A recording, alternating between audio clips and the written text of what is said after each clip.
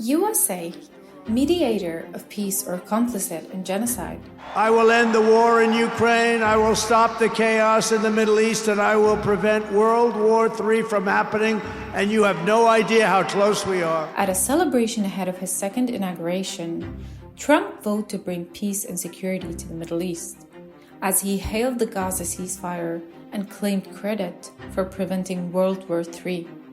Days after the agreement between the Israeli occupation and the Gaza resistance, Trump unveiled a new proposal that amounts the ethnic cleansing of Palestinians. Trump unveiled a new proposal advocating for the forced expulsion from Gaza into Egypt and Jordan. He further threatened to cut US aid to both countries if they rejected his plan, according to Reuters. To allow people, the Palestinians or the people living in Gaza, to go back yet another time. Trump said Palestinians will never be allowed to go back to Gaza, referring to the coastal enclave as a demolition site. Here in Gaza, there's refugees from the fighting, from an offensive attack that was staged from Gaza. Israel's going in to do a long-term deterrence mission. Trump is not the first to call for the ethnic cleansing of Palestinians. Jared Kushner suggested expelling Gaza's population, calling it very valuable and waterfront property. Trump reiterated his commitment to buying and owning Gaza, claiming he may give parts to it to other Middle Eastern countries to rebuild it, hinting at fulfilling Israel's expansionist ambitions. Donald Trump doubled down his proposal to take over Gaza, insisting his plan wouldn't allow the more than 2 million displaced Palestinians to return, as he claimed Palestinians have no alternative but to leave, and declared that Gaza is a real estate development for the future, saying they don't have the right to return. I would own this. Think of it as a real estate development for the future.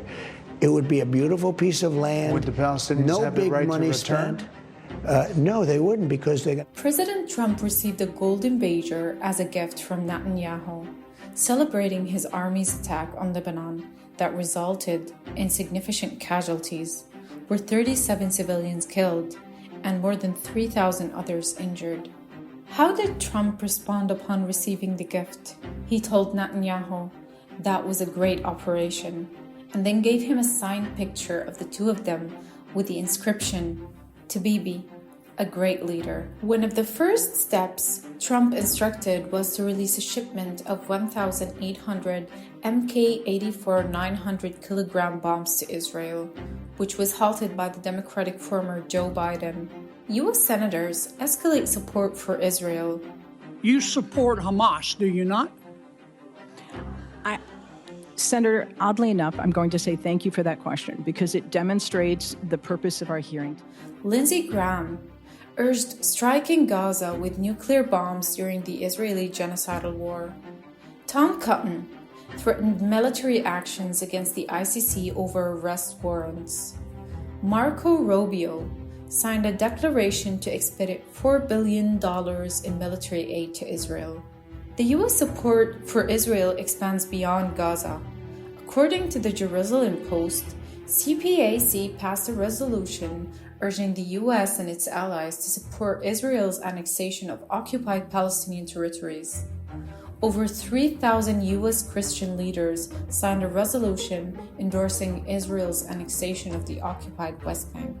During Israel's genocide, several universities in the U.S. rose in support of Gaza, where pro-Palestine students set up solidarity encampments to join the global student mobility demanding divestment from Israel.